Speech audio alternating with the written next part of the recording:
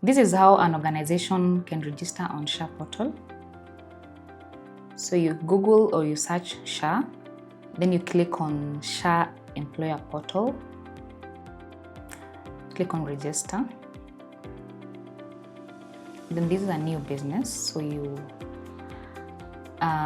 you must be having a KRA certificate and a business registration certificate for you to be able to register your organization. So let's go into it.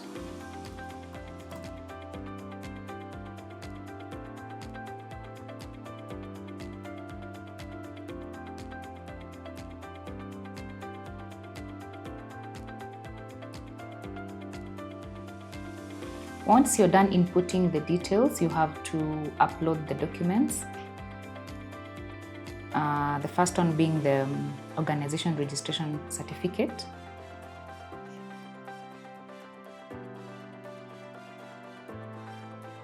Then we have the KRA PIN of the organization.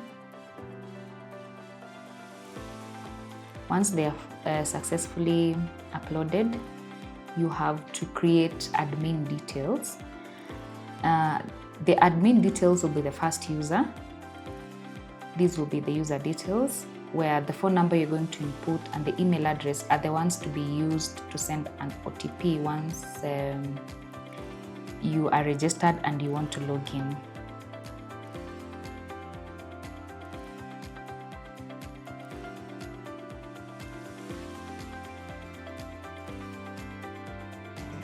Once you're done, you click proceed. And from there, you should be able to register your organization. After successful registration of the organization, we go back to SHA, and in this case now we log in. You input the email address you used to register and you create a password, then log in.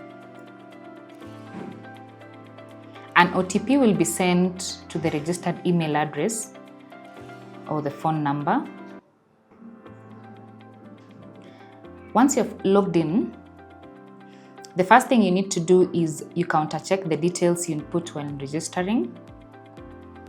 Go to My Organization, check the KRA PIN, the contact email, the contact phone number, the physical address, the postal address, and all the details input here. If at all you want to amend, you can always click on Edit Organization and change, say, the contact number you want to update. You can update it from here. If you have branches, you can add branches, the organization's branches, you can add them here.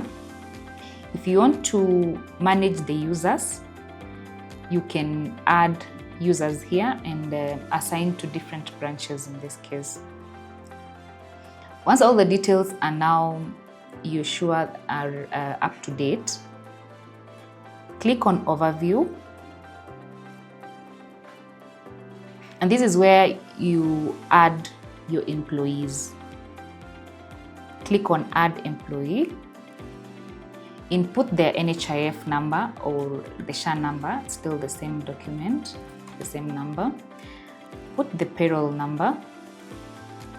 Input the employee first, middle, and surname, their KRA PIN, their ID type, their ID number, their phone number, and the contribution amount.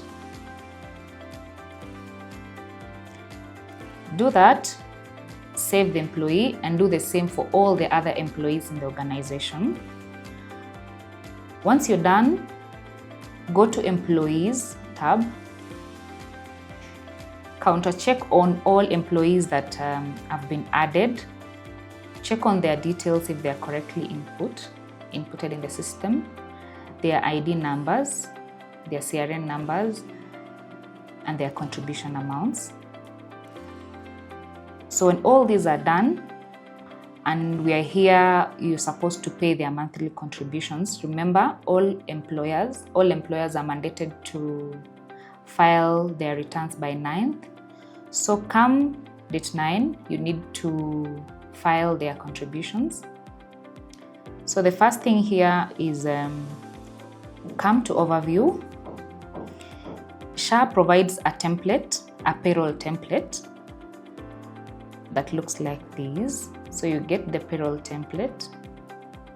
With the template, you should be able to populate the details as shown. We have the payroll number, the first name, the last name, the ID number, KRA PIN, NHIF/SHA number, contribution amount, and their phone number. You populate all these for the registered employees or the organization employees. Then click submit. Submit, then the document will be fully processed. Once it's fully processed, generate a PRN. A PRN is a document that shows you the breakdown of what you're actually paying for. It's a payment reference number.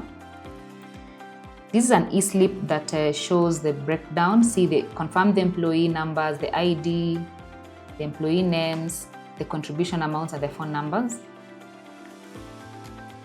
Then generate a summary. A summary is now more of how much the organization is paying, how many employees are being paid for, and how should the organization make the payment. So SHA has different ways of making payments.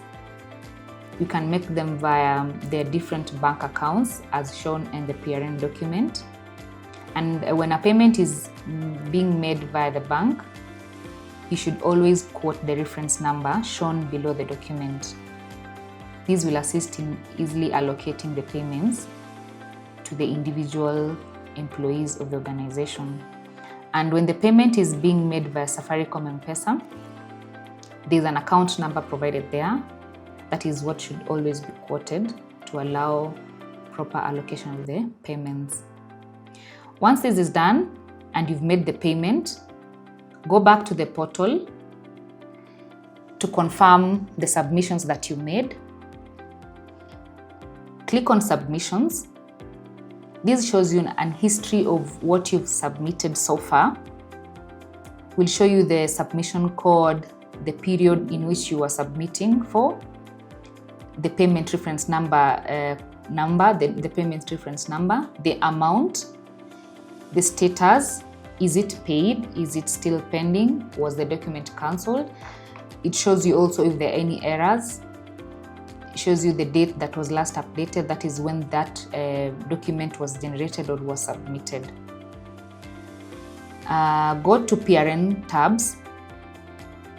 It will show you the PRN numbers, the amount for those specific PRN numbers, their status, the date when they were processed, the submission period. And from here, you should be able to generate a receipt. So for the payment we went through, you should get a receipt from here once the payment has been made. Click on receipt. It will show you the submission details, the period of submission, the PRN, all those other details. Then the payment details, the bank name or whatever mode that was used, who made the payment, the payment reference number, and the amount that was paid. You should be able to also download a receipt from there. A receipt will show you the details, the employer details, submission details, and the payment details. This is now more of a payment proof to show that you've made the payment. So if you have any other queries, you should always use these as a reference document. The next one is go to transaction history. These will show you the previous payments that you've made before. Whether you've paid via M-Pesa, bank, all those transaction reference for the previous payments you've made to SHA previously. And you should be able to generate different receipts for the different payment periods that you've made for. Once you're satisfied and you want more, you can always check on the compliance of the organization. Click on the compliance certificate. If the organization is compliant, you will see that it is certified and you'll be given a reference code, a unique code that shows the compliance of the organization. Should use the period when that document should be valid to, and you should be able to download a certificate, a compliance certificate that shows all those details.